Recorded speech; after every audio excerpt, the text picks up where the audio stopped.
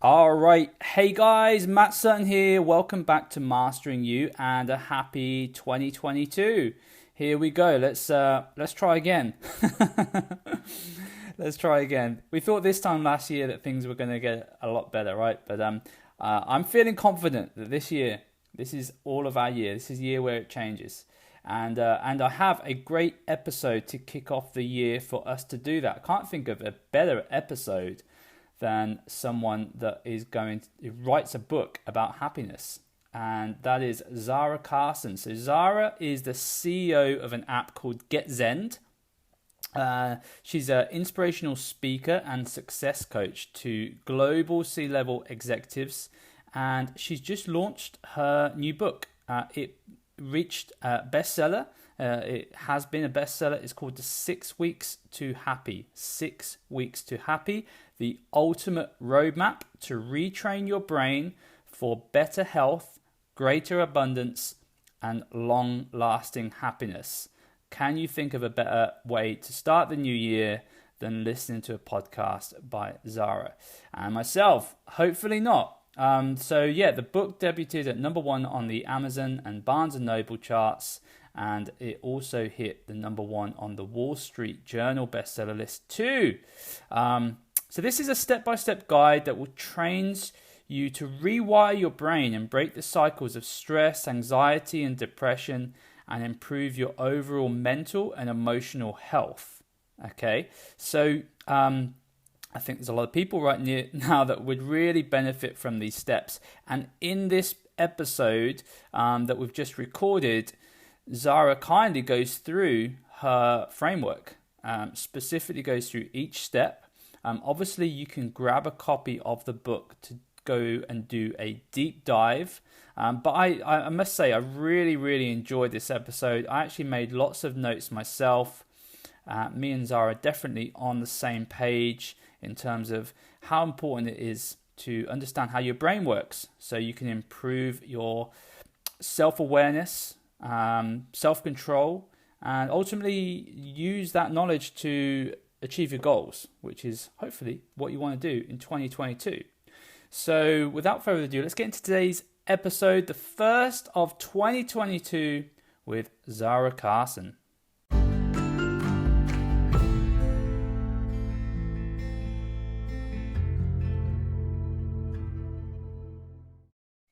Zahra, welcome to Mastering You. How are you today?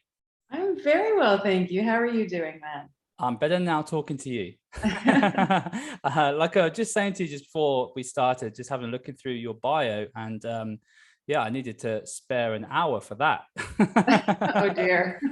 I've No, lived a long life so already. impressive, so impressive. So Zahra, you have recently launched your book, 6 Weeks to Happy.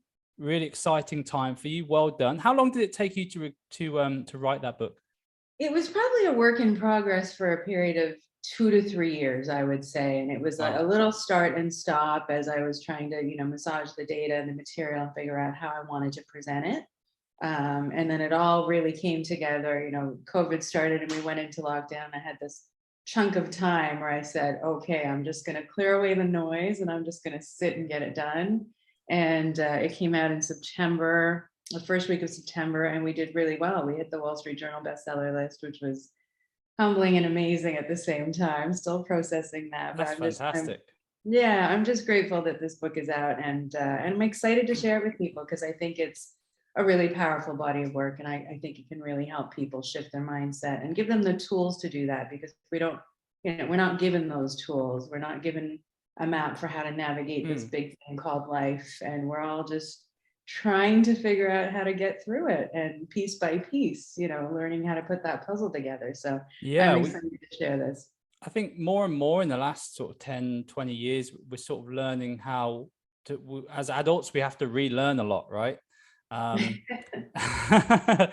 right. doing this podcast and speaking to people like yourself has made me realize that as well, just how much we have to relearn as adults. You were just saying before we started how really this book was sort of to educate people in and around another awesome thing that you have, which is Get Zen, which is your app. and really educating people around, why that's important. And I just thought straight away, that's fantastic. At LPT, we have our what we call our triple H formula. We all have to have these acronyms and formulas, don't we? And our triple H is health, happiness, and high performance. And obviously we're in the business of helping people get fit and healthy, but I'm a big believer, hence the name of this podcast, that we need to be working on all aspects of life to do that. However, the problem comes is when we're talking about things like happiness and what people think of as a bit woo-woo mindfulness and meditation. It's still to this day a little bit of a taboo kind of topic. When you're talking about fitness and exercise and what you eat, it's kind of like, yeah, I get that, but the education part of mindfulness and understanding the benefits that can bring you, I think that's fantastic. And I'd really like to get deep into the contents of your book and the education that you are providing to the world. Sure. Thank you for that. I mean, I completely agree with you there. I think, well, first of all, I think there's a misconception around mindfulness and meditation, because it's not the only way you can achieve a quieter mind, but achieving a quieter mind is essential to happiness and success. Because if we're living in this state of stress all the time, and we have a built-in fight or flight response, like we actually evolved to be good at survival. We didn't evolve to be good at this thing called happiness, or this thing called success, or successful living, however you want to frame that. And so, that became my fascination. I became fascinated with the human condition and understanding how to move beyond all of those things that hold us back in life, whether that's creating more love and connection, deeper, healthy, loving relationships in our life, whether that's connecting with the things that make us feel good and bring us back to peace. And I realized that what we've done over the years is we've gotten so good at just running an autopilot. So, back in the day, how this evolved to get to where we are now is, back in the day, our ancestors used to actually have to flee from danger. We're talking predator in the bushes kind of deal. And so that fight or flight response really worked well, because it acts like a gas pedal. It pushes this rush of adrenaline through the body so that we can flee to safety. But back then, as long as we got to safety and the threat was gone, our brains would then signal our nervous system to say, there's no threat anymore. It's okay to return back to our calmer state of rest and digest. In today's world, there's none of that. We've forgotten that we actually have the ability to access that state of peace. And it's very difficult to find joy, to find freedom, to accumulate wealth if we're living in that fear and that stressful state all the time. So how do we retrain away from that was one of the things I became really interested in.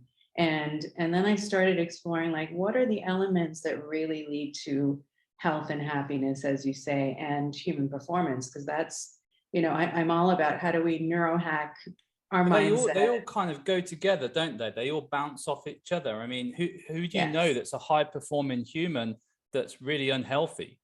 But equally, how many people are high performing and not happy? If you're performing well in life, you're probably going to be pretty happy, but that you don't generally see one without the other. Or if you get what I'm saying, they do bounce off each other. Yeah, and how they're interconnected. Most people, when they think of health, they think of just your physical body, for example. Well, sure, your physical body is your tangible physical body, but it's also a gauge for how we're doing. I like to think of it as aligning the four bodies. So there's a spiritual body, a mental body, an emotional body, and a physical body.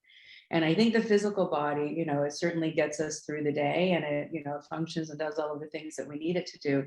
But it's also a gauge for how we're doing. If we're not addressing our spiritual or mental, emotional needs, then it comes out in our physical body as discomfort, as chronic inflammation, as autoimmune disorder, as disease, as a discomfort in life. We get irritable, we have stuff and emotions that aren't processed, and we hold it all inside, and it starts to eat away at us in terms of physical symptoms.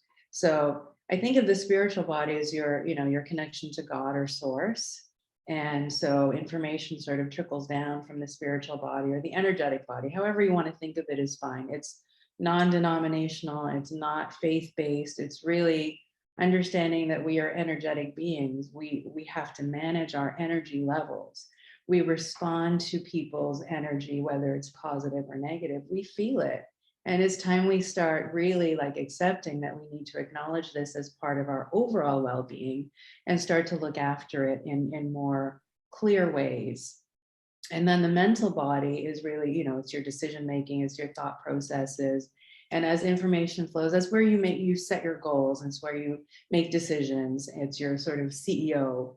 And then as information flows from there, it hits the emotional body. And so all of those old emotions and negative emotions that got trapped somewhere early on, before we were even aware that these things were happening, that's where all of our feelings, all of those negative emotions and old feelings and fears lay. And so we set an intention, we set a goal, and then we get stuck somewhere and we don't know how to move beyond.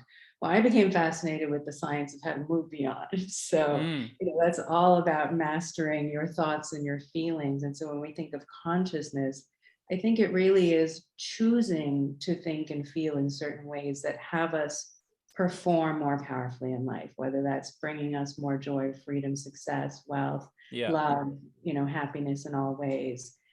So yeah, it's absolutely interconnected. And I don't think I was searching for it for over 30 years. So I wanted to put together a body of work and teach people an easy set of tools that they could learn in 6 weeks.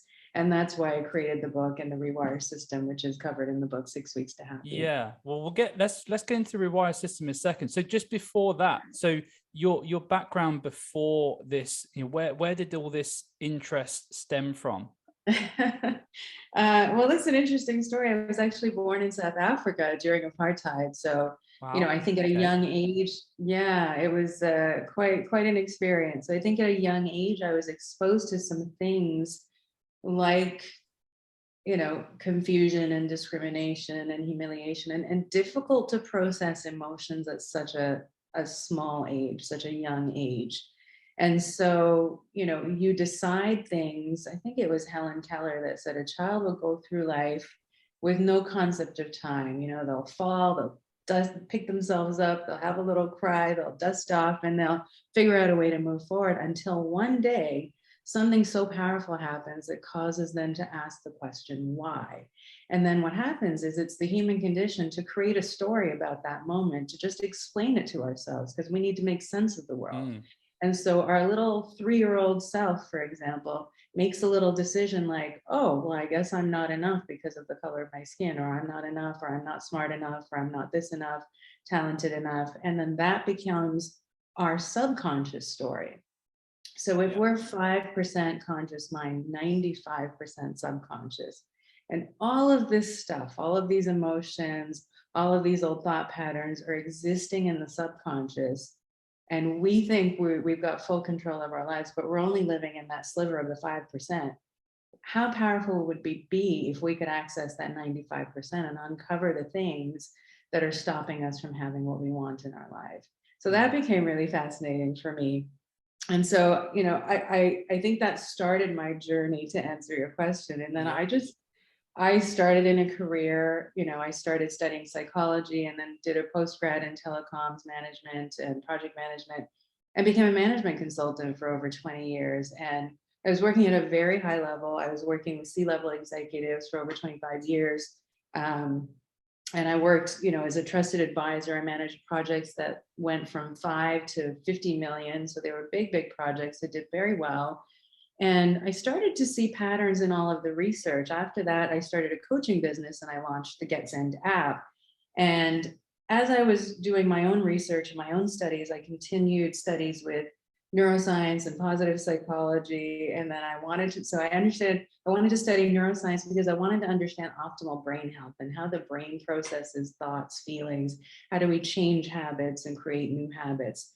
And then I studied positive psychology because it's the science of how we go from neutral to happiness and well-being and thriving and really flourishing in life. But then I thought there's this big piece called the subconscious, and how do we understand that piece so I can really give people powerful tools? And so I studied neurolinguistic programming and hypnotherapy, and that helped me sort of tap in, and I started to see patterns in the data. And I thought, okay, this is this is what I want to do. This is going to be my mission in life. I want to help people untap their human potential and help them reach peak performance. And so I put this set of tools together that became the book. Wow. Yeah. Wow. What do you feel, what's the biggest, is childhood and experiences early on one of the biggest contributors to this untangling of patterns that don't serve us in later life? Or what would you Yeah, put I it down think to? that's part of it. I think part of it is, if you imagine, excuse me, I'm just getting over a cold here. If you imagine entering a marathon or training for a race, let's say, with a previous injury already, how powerful is your training going to be? And then how powerful will your performance be in that race? Well, if you then just look at the injuries that were happening, heal those first, and then go into your training, you're starting from a completely different plateau. And so I became interested in, okay, we know, the success formula. There's so many books on, habits of successful people and all of that. We've read all of the great entrepreneur books. But what about the rest? What about that missing piece? What about that big bucket of people that are just getting stuck and they don't know why they're Yeah. stuck? Yeah. They have some Yeah, sense because of their the habit, pattern. all of those personal development books that have all of the habits and do this and you get the best life, that's all it's sort of bit like fitness.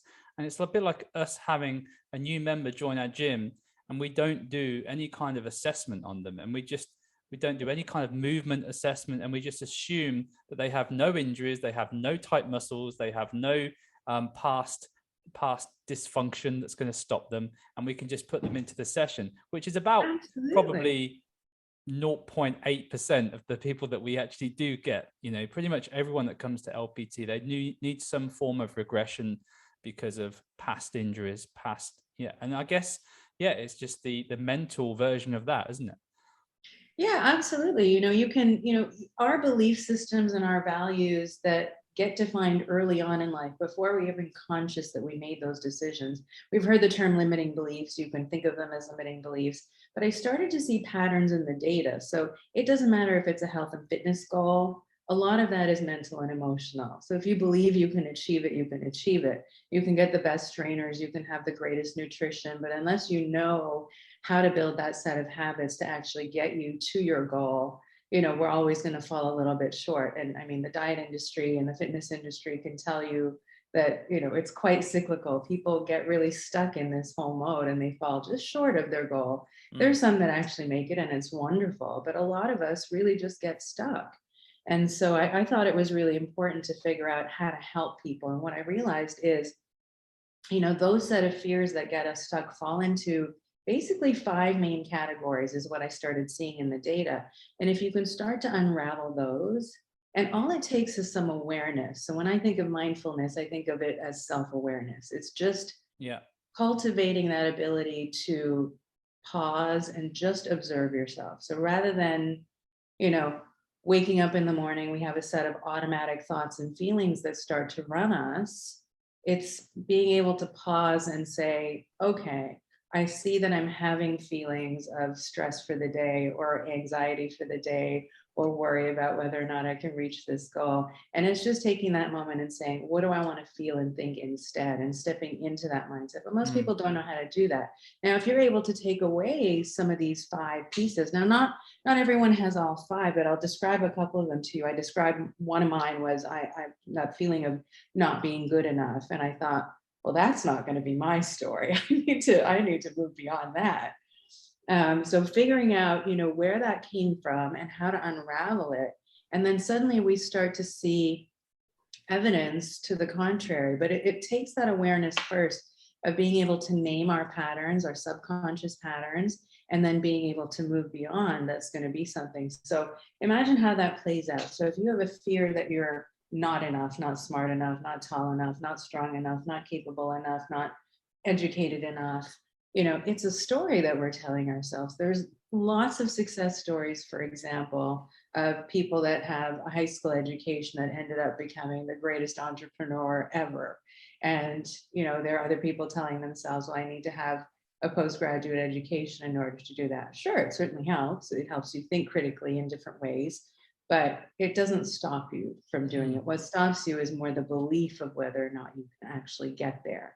And once we untangle that belief system, you can just pick up that obstacle, move it aside, and then step forward. Now that's much more powerful. Yeah. It's the difference between, even our beliefs around money and creating wealth is the same thing. So if we have subconscious beliefs about money that are stopping us from accumulating wealth in this life, as we're living it now, well, I could teach you 100 wealth strategies. And if you got the belief that you're never going to be able to achieve that wealth, well, you won't. But you take another person who's removed this obstacle that they can get there. I teach them 100 wealth strategies, and I assure you they'll get there. Yeah. Right. So it's that level of power. And we just need the tools. We just need the tools. And that's the part that's so exciting, is if we can have the tools and hand someone the hammer or the screwdriver to get the job done, then you can get the job done. You can't do it without that tool, though. And that's where systems like your Rewire do come in place, because like you said earlier, because we live in quite a sort of chaotic, busy techno world now, with noise and distraction everywhere. It can be quite chaotic if you haven't got some sort of framework or system to follow. So I think this is why so many coaches and people like myself, we try and help our clients by creating simple frameworks and systems. It's something that I've been doing for many years now. So yours is the Rewire system, and the R is relax and quiet the mind, right? Yes. So this is about learning how to retrain the mind back to calm. So like I said at the start, we have this really strong negativity bias and this really strong fight or flight response. It's our stress response. We have to learn how to retrain. So imagine you've gone into the gym unknowingly training our strength response and our stress response over the years. And we've forgotten that we actually have this calm muscle that we can access. Yeah. So we need to now go back in and balance that out by retraining back to calm. And what I've realized over the last 2 years is, you talked about it at the start of this show, is that, people think of mindfulness as something woo-woo. Well, I've started to realize through, sort of interviewing so many different people, is that you don't have to sit in meditation. You can do it in other ways, whether that's, I have a friend that takes long bike rides, and that's meditative for him.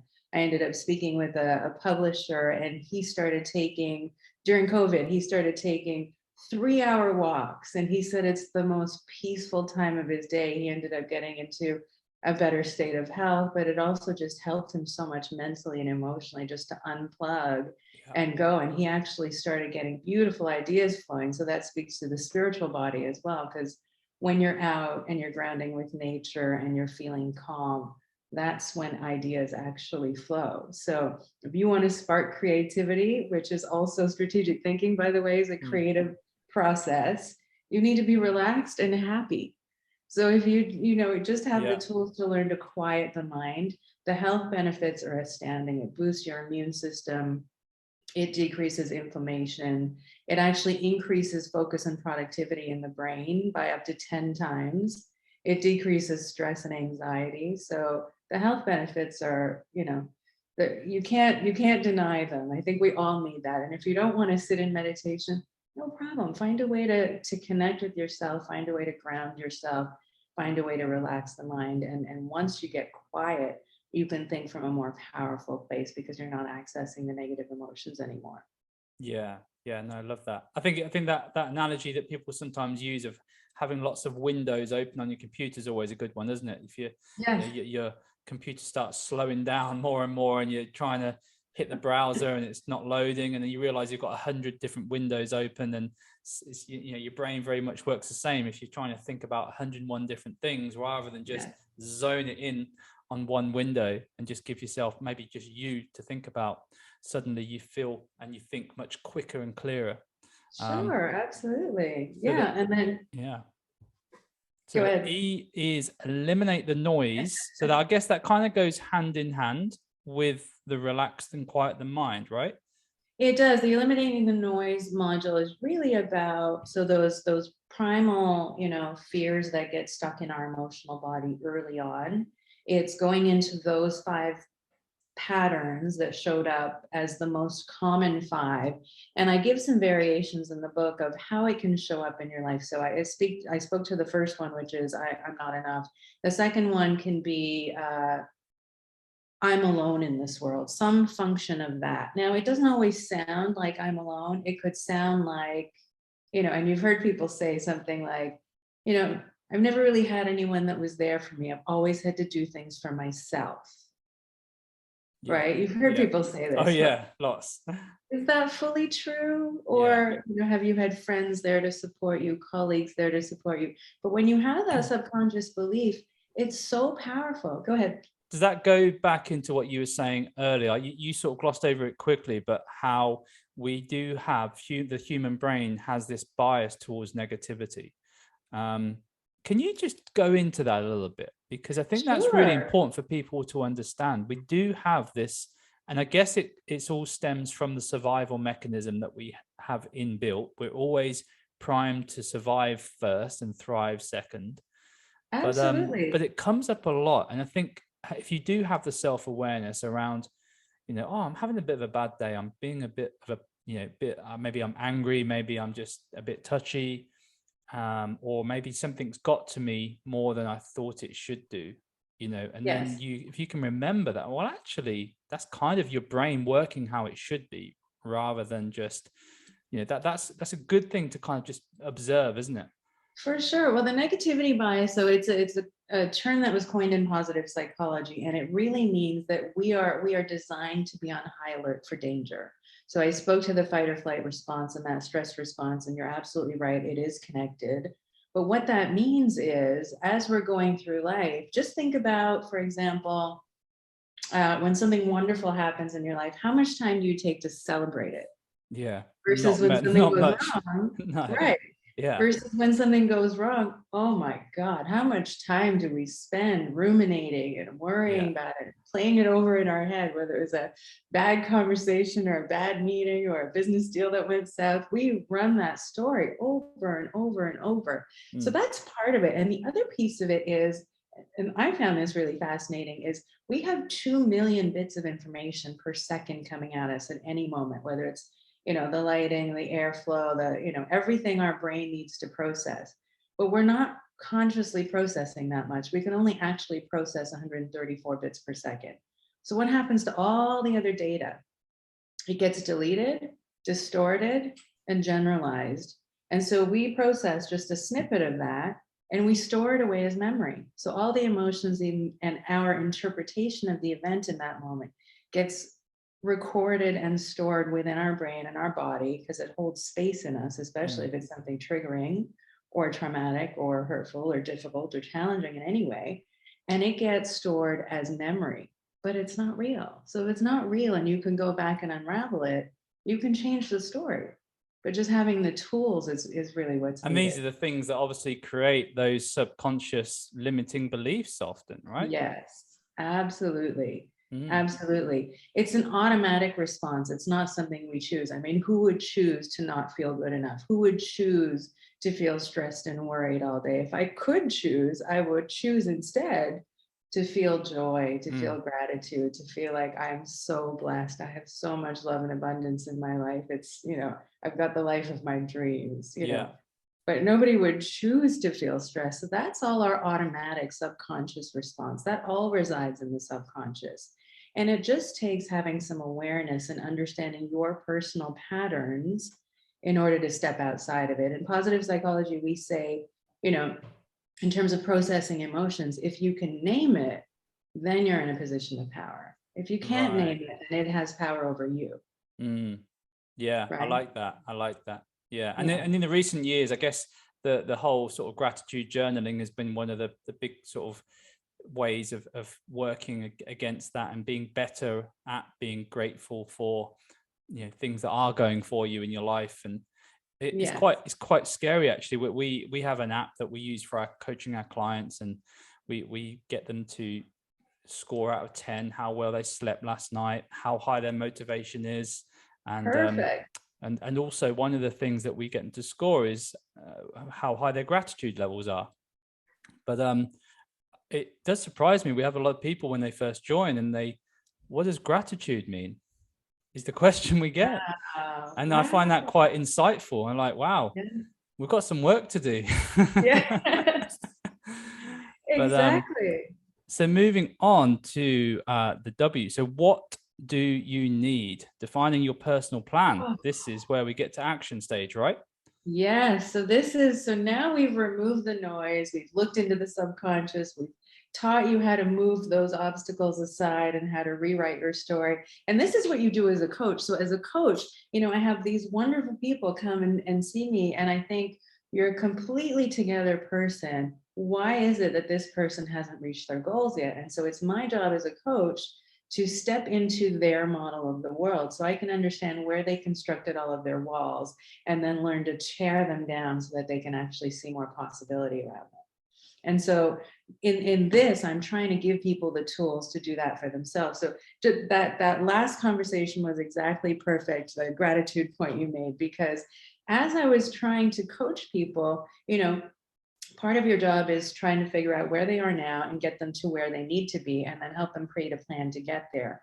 And so as we started crafting and defining goals for them, I realized as we started talking about the end state, how do you want to feel? How do you think you'll feel when you get there, when you've achieved that wealth, when you have that loving relationship, when you have more financial and emotional freedom, when you have more time to see your loved ones and do the things you love in this world, when you have that sort of life? And I realized most people couldn't actually functionally tell me what made them happy. And so I was shocked as you were with this gratitude question. And I thought, oh, wow, okay, I need to take a step back with everyone. And I need to, because I realized people don't really ask you in life, what makes you happy, Matt? Yeah. What do you need right now to feel peaceful, to feel centered? What do you need right now to feel whole and complete? We're not asked that. We're kind of a student, and we're told to get good grades and then graduate somehow, and then get a job or a career and then do well at that, and then get the house and the car and the Yeah, we're family and taught the how to kids. do that stuff, like how to get the car and how to get a job and maybe how to choose a career, but not really kind of like how to live, I guess, day to day in between those areas of, and also Exactly. like managing it all and balancing it all between work-life balance, family, finances. It's Yeah, you exactly. obviously You're have to right. We're learn it as you given go along, don't you? exactly. But the piece that was missing for me is we're not ever taught to consciously think about whether those things will actually bring us fulfillment. So if we're given a set of marching orders and we're not really taking the time to figure out, does that make sense for me? Does that resonate for me? I mean, somebody's telling me you want to get in the best work, best shape of your life, go do CrossFit. No, I don't want to do CrossFit.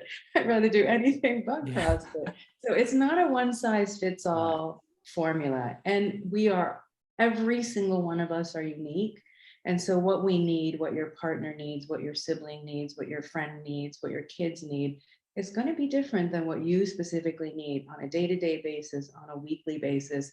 And so in this chapter, I'm sort of giving people the tools to break down the various areas of their life and say, literally, how many hours of social activity do you need to feel really, really good? If your partner or your spouse isn't social, but you need a night out, go get your night out. Figure out how to negotiate that within your relationship so that everyone is having what they need. Because the thing is, needs are not negotiable. If we are not having our needs met and we have no awareness of what those needs are, over time we start to get irritable, we start to get cranky, we start to get uncomfortable in our lives, and we start to feel like something's really missing. Like what is happening here? Why are we living this thing called Yeah, I think it's Tim Ferriss life? that says if you don't prioritize your time, someone else will. How true is Exactly. that? Love him. Yeah, Yeah, absolutely. So fantastic. yeah. What do you need So really helping people define that for themselves? yeah, no, that's so important is defining your core needs. That's great. So moving on to the I, so imagining and visualizing a new future and realizing a different outcome. Oh, I like this one. Yes. Oh, this is exciting because now we've pulled the walls down. We've taken away everything preventing you from love, from financial freedom, from happiness, from better health, from feeling good, from feeling peaceful, and taken away the sources of stress and anxiety that have been running you for so long. Now you can stand in a space where you can really create something. And in the last chapter, we've then gone into, okay, now what do you think you need? Like, what is going to make you feel like your most excited, vibrant self, living life as though you're really excited to wake up every day and go and tackle the day? Well, this part is digging into your values. So values are the things that are important to us. And if you're not designing your life around the things that are important to you, then pieces are going to fall short. So, for example, one of my values is freedom. I hated Me going to a too. corporate office, right? I hated going into an office 9 to 5. I did it for so many years. Now I love the freedom of working with the ocean as my view, or working from a little cafe with my team, or working remotely, or working from anywhere in the world. Mm. But then that plays out in your relationships too, and in your work relationships. It plays out really in every area of your life. So building your top 3 to 5 values into your life is going to give you a much stronger foundation for happiness as well. Because as you're aligning with your values, all 4 bodies also align, right? If you Yeah. think, for Yeah. example, what it feels like, if your top value is freedom and you're feeling stifled in your life, how do you think that feels? Mm. It feels awful. It feels Yeah. constraining. It feels like you're stuck. It feels like you're confined. We want to lift you up and help you thrive instead of being stuck. So that's part of it. And then the other piece is, now we've removed all the noise. We've taught you to figure out what you need.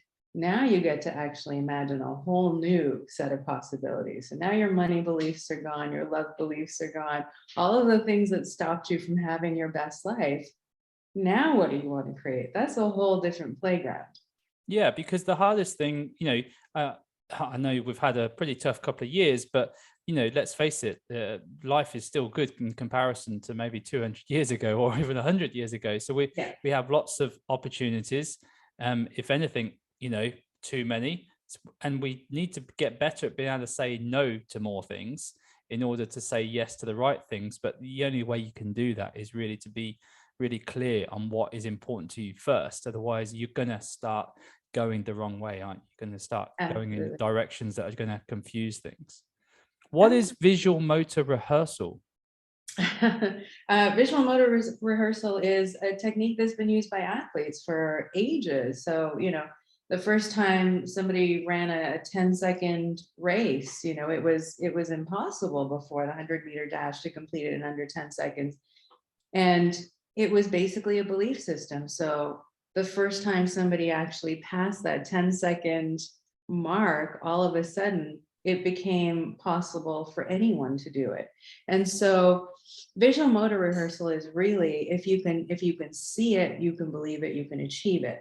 Right? There are 3 parts to achieving anything. If you can't conceive of it and you can't actually see yourself finishing that finish line, whether it's a sporting event or a race, as we're talking about in this particular sense, or it's a life goal, that relationship, that happy family, that amount of wealth, that bank balance, that financial freedom, that 5-star vacation 3 or 4 or 5 times a year, whatever your goal is for yourself, then you can't conceive of it. So skiers, for example, Olympic skiers will visualize every second of that race. After they physically practice it, they will visualize every turn, what the wind speed might be, where they need to take their next move, and they will see themselves finish that race. Because if you can't conceive of it, the chances of you actually accomplishing it are very little. So this is a chance for you to practice 2 types of visualization. There's the outcome visualization, which is see yourself actually accomplishing it. So let's take weight loss as an example.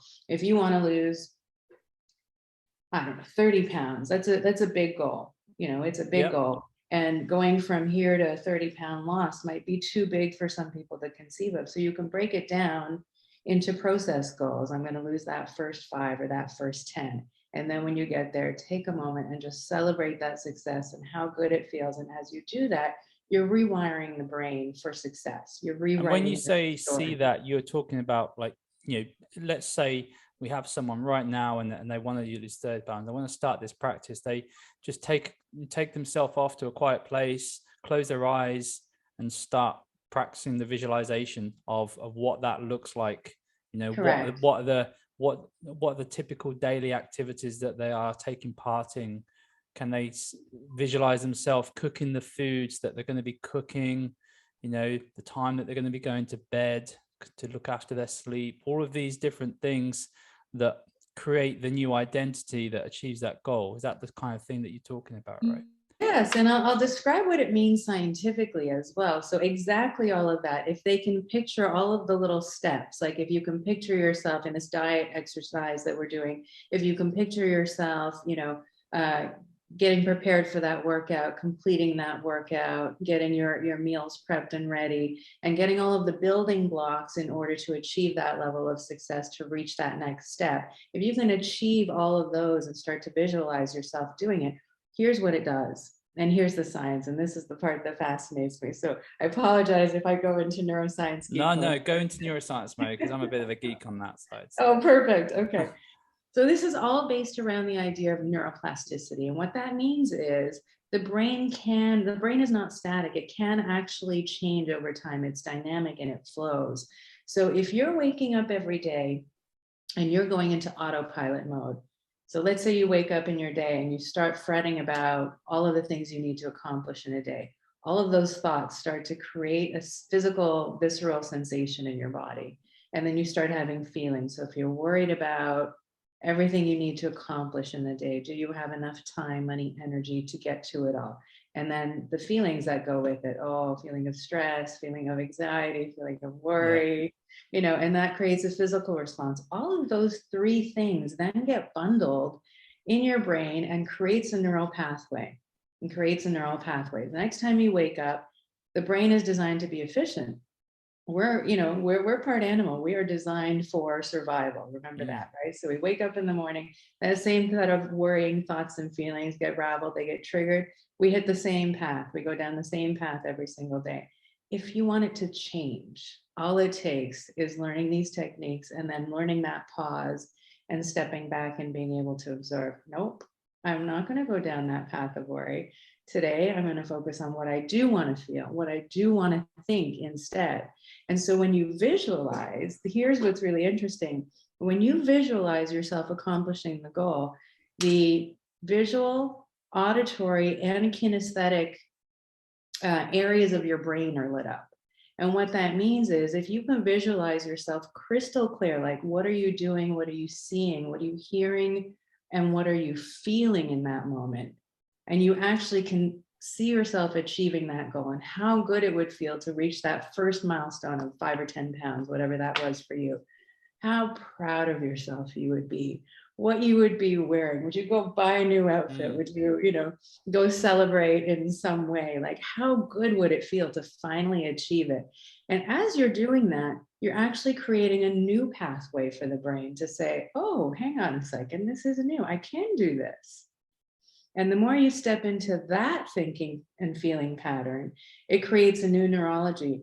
And so what happens is our brain is so intelligent, it actually starts to dismantle the old patterns, the thought and feeling patterns that are no longer used in as little as 10 minutes.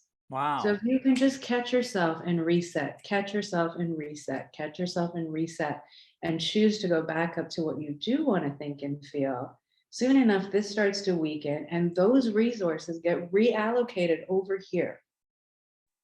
Yeah, that's amazing. That's amazing. Yeah.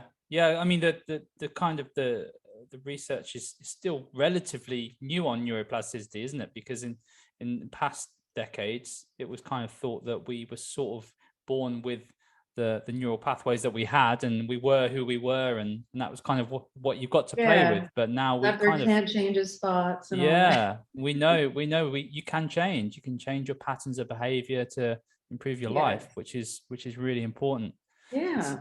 Amazing. So R is repeat and rewire. So this is what I was actually just going to ask you about, because repetition really is the key to this, isn't it? And that practice that you just mentioned, just for someone listening thinking, oh yeah, that sounds good, but I really struggle to do that. I would struggle to even imagine what good would look like. Well, you're not saying this is easy, are you? This is something that takes a bit of repetition, takes a little bit of practice.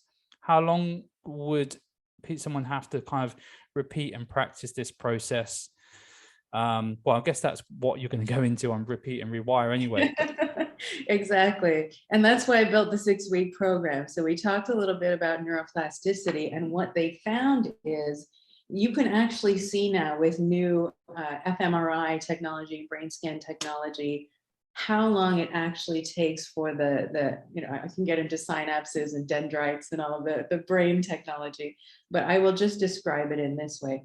If you see the old neural pathway as the one that has you stuck and not achieving your goals, because your conscious mind is the goal setter, and that 95%, the subconscious, is actually the goal getter. So if that old pattern is getting you stuck and you're putting in new patterns, it actually takes 35 to 42 days, 6 weeks, in other words, 42 days, where this neural activity peaks and you can actually start to see the brain show lasting signs of change.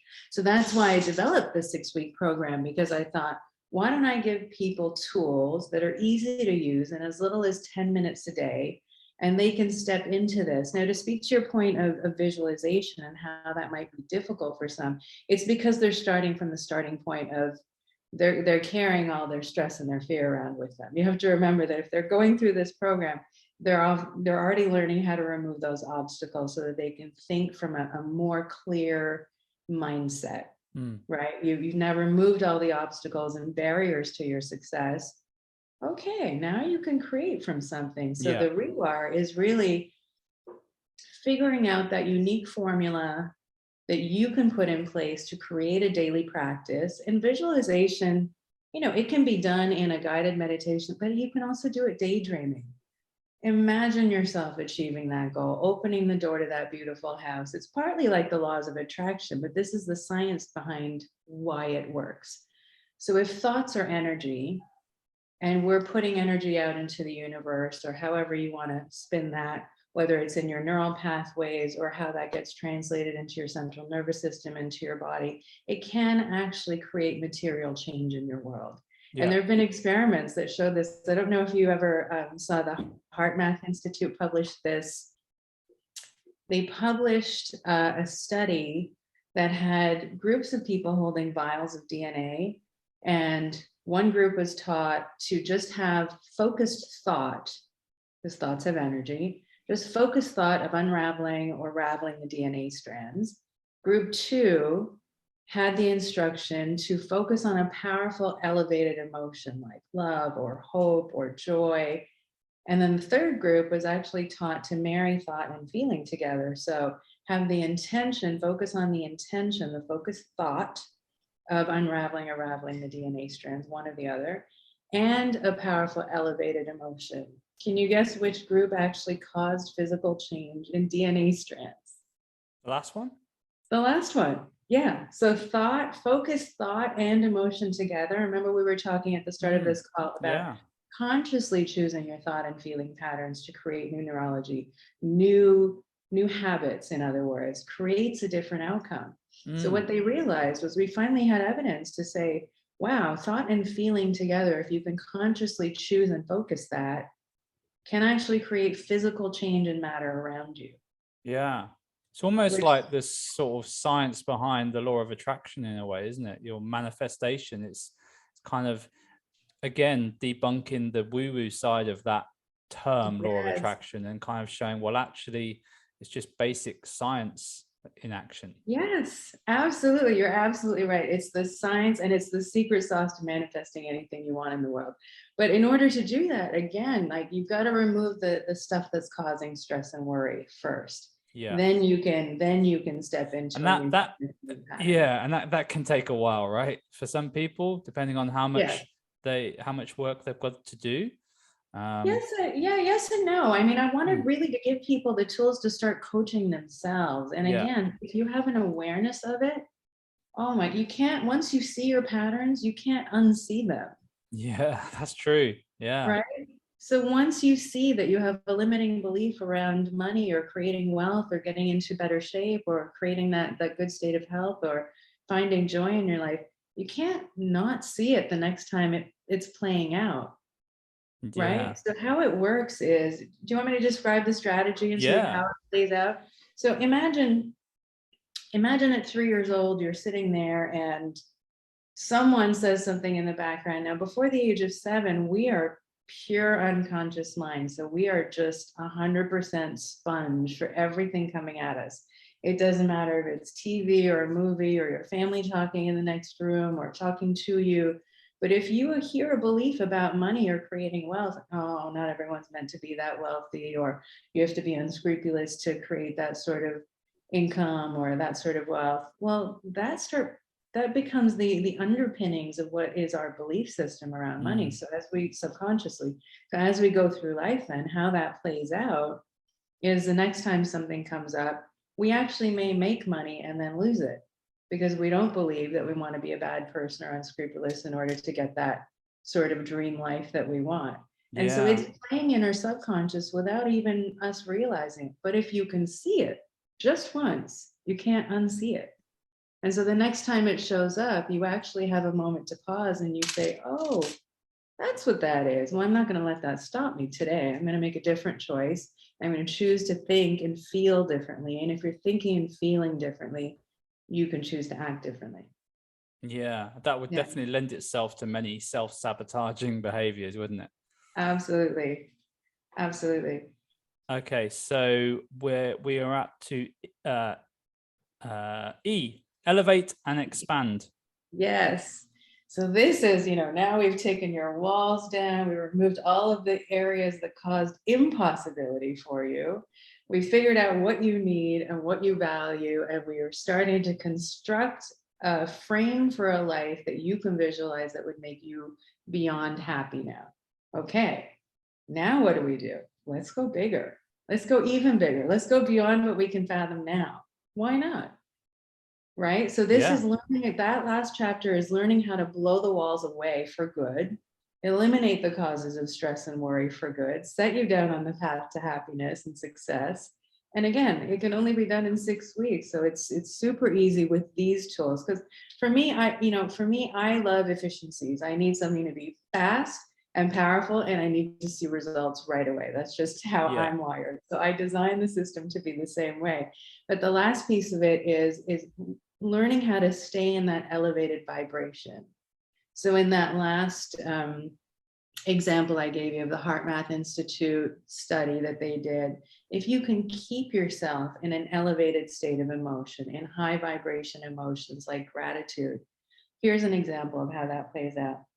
You can't feel grateful and stressed at the same time. mm, You can feel grateful and joy at the same time.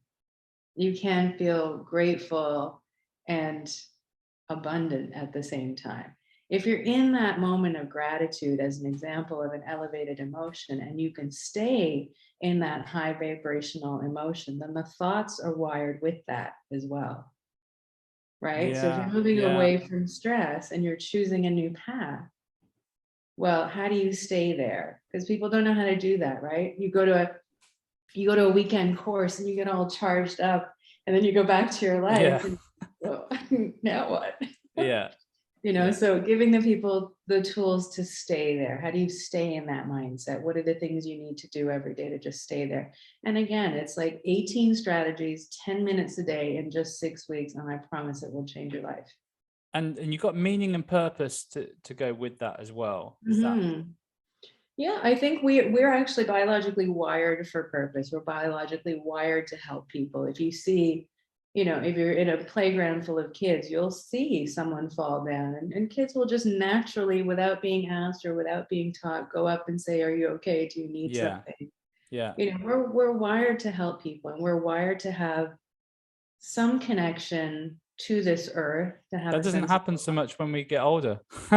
Me and what my was wife that? went to London that doesn't happen so much in the adulthood. Me and my wife went to London, I think it was last year, and the lady fell over on the going up the tube, and we couldn't believe how many people were just walking over her Oh, up the oh my stairs gosh. whilst we were This helping her is get up. This is a perfect example of getting older and people being on autopilot, right? They're just Yeah, so wired just and so tunnel busy vision. and just on the go. And this lady's like just cut her knee open, and we're like helping her up, and people are like running past her and like tutting at us because we're helping and getting in the way of them. It's like, what have we But turned here's the into? difference. You having stopped to help felt good about yourself.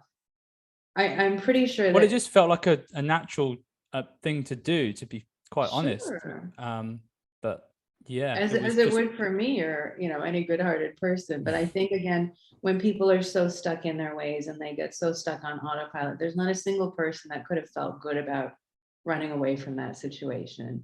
So meaning and purpose is really tapping into, now you're aligning your four bodies.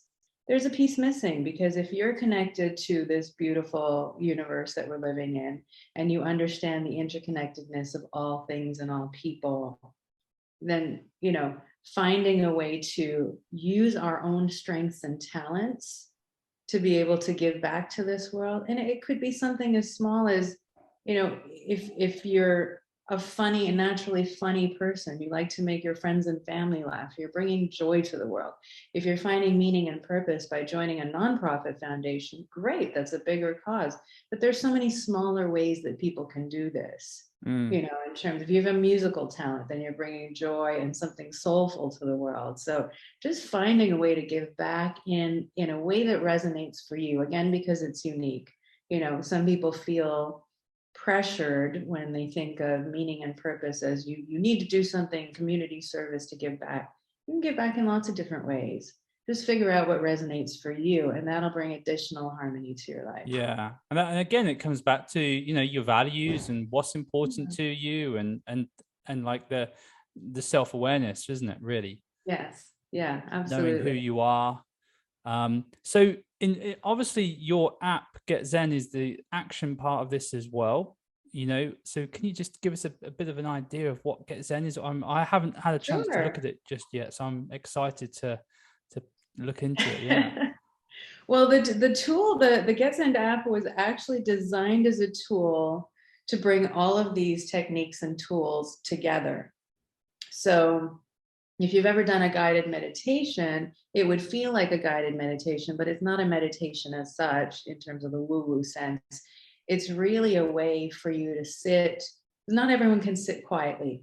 Yeah. Not everyone wants to sit in silence in a yoga position and find their source energy or center. Some people need a little help. I actually couldn't do it silently. So I found what worked for me was to do visualization in my meditations and set my intentions for the day. And I wanted to think about, how do I want to feel? If I'm choosing to think and feel in certain ways, how do I want to feel? So all of those tools are actually built into the Get Zen app. So there's one called Get Meditating in the Morning. There's one called Get into Performance Zone. There's one called Get Focused.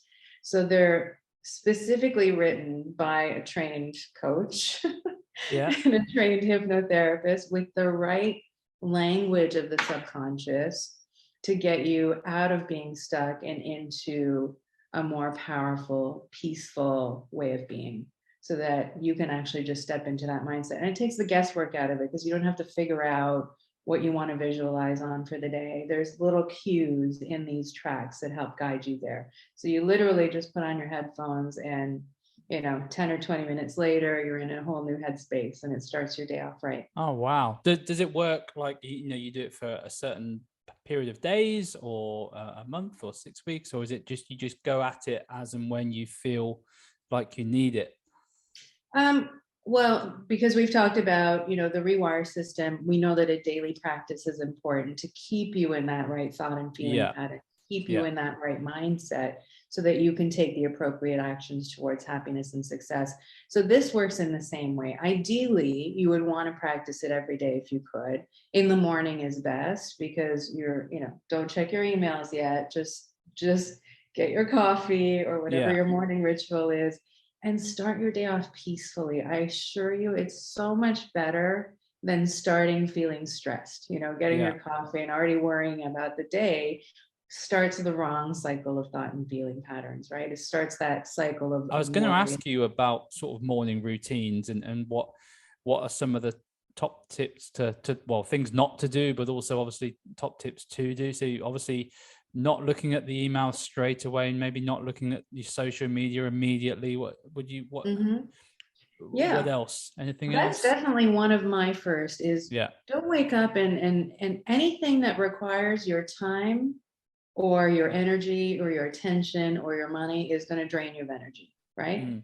So if you think about instead, what does it feel like when you wake up on holiday, Yeah. right? You're not worried about the day. You're Yeah. just sitting peacefully and having your coffee. And it's one of the most glorious mornings you'll ever have. So you can replicate that every day. If you just wake up and instead say, I'm going to take 20 minutes and just retrain my brain and quiet my mind and just rewire back to calm, then you can start your day off on the right foot. And if you're starting your day off on the right foot, then you're starting in that thought and feeling pattern. And you're creating new neurology, you're creating and rewiring a new set of habits. And as you do that, it actually has a benefit of almost, I think it was 18 to 24 hours after a period of meditation. And again, however you do that is fine, whether you do it in a visualization or use the app, you know, it keeps you in that sort of peaceful mindset for a whole day. Mm. It doesn't just last that 20 Yeah, I was minutes. gonna. I mean, you would know much better than me. I do follow a lot of this stuff and read, and I've studied courses, and I've heard that because, like we mentioned, that people can think of things like meditation and mindfulness as a little woo woo, but the science is really clear on this now. This is no longer like woo woo. This works, and this is really having massive positive effects on our brain, isn't it? Absolutely. And I think you've seen it in TV shows and movies. You've seen it in, you watch the show Billions, hedge fund manager, sits in meditation. This is proven science. Some of the top minds in the world have been doing this. Steve Jobs was meditating. Yeah. Lots of people are accessing this because if you can quiet the mind, you're actually much better able to perform in your life, in your work, in your relationships. You're managing your energy levels better. It gives you the ability to emotionally regulate as well. So you have more control over how you respond to situations. So it actually slows down your natural ability to react, and you're starting the day off right. So instead of waking up and getting wired with stress, you're waking up and you're consciously choosing to start off peaceful and productive and in high performance zone. And Mm. once you do that, the rest of your day just goes so much more smoothly. I can't explain it. The science says a lot already. But once you start practicing it, you can't not feel like your life is just flowing easier. Opportunities come to you. You're in the right mindset. So all of a sudden doors are opening. It's really just a beautiful and magical, powerful way to live. Yeah, yeah. You just to I really enjoyed this conversation, and I'm aware of your time, so we can wrap things up. You just mentioned the word flowing, and you just made me think about flow. We've had a couple of experts on the podcast about flow state, uh, Yes. and how does it link in with flow state, Zahra? Is it a bit of a connection there? Absolutely. I think this is flow state. So if you're in that state where you are consciously choosing how you want to think and how you want to feel, that is flow state, right? So if you're in a state like whether it's athletics, you get in a zone. You get in a zone where you're challenged enough. And so how they actually define state of flow in the positive psychology realm is it has to be challenging enough to keep you engaged, but you have to be relaxed enough that it's not feeling like work. So how you get into that state of flow, again, if you're relaxed and happy and living life according to your own conscious choice versus being on autopilot, Mm. you can stay in the state of flow most of the day just by starting in that way. So it's Yeah. absolutely connected. Wow. Fantastic. Such interesting stuff. I hope everyone that's been listening has been as interested as I have been. I've made loads of notes here, so I hope you have been as well, guys.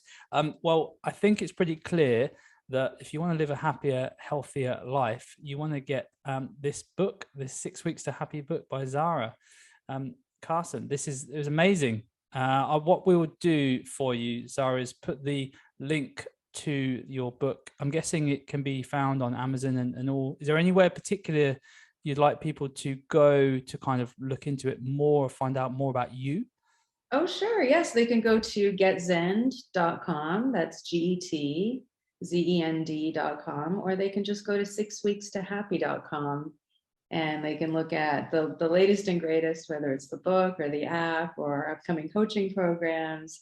It's all very exciting. And I'd like to invite your audience because I really, I'm just so excited about wanting people to master themselves and really wanting to thrive and improve the quality of their life. That's certainly my mission. And I welcome everyone to check it out and just go to 6weekstohappy.com and start your journey today. Don't wait. Oh, Life's too fantastic. short. No, I definitely will. I'm going to be really promoting this to our members. I think they'd really benefit. And yeah, just thank you once again for having me on. One question I'm sort of finishing off this year. Obviously, our podcast is called Mastering You. What does mastery or self-mastery mean to you, Zahra? Yeah, I think great question. And thank you, Matt, for having me on the show. For me, self-mastery is really being able to step into a version of yourself that's so powerful. I mean, like, what if you feel like you couldn't fail at something? It's that feeling. What if you could wake up every day and say, oh, I've got this. I'm so excited to start my day. So self-mastery is really about getting to a mindset, getting to a state of mind where you can wake up and think and feel more powerfully and really choose to accomplish whatever you can, because it is possible. You've only been told it's not possible, and we can undo all of that. So mastering you is really just figuring out how to step into the best version of you, and we can help you do that. Oh, that's a fantastic definition. Brilliant. Zahra, Karsan, thank you. We'll see you soon. Thank you so much, Matt. See you soon.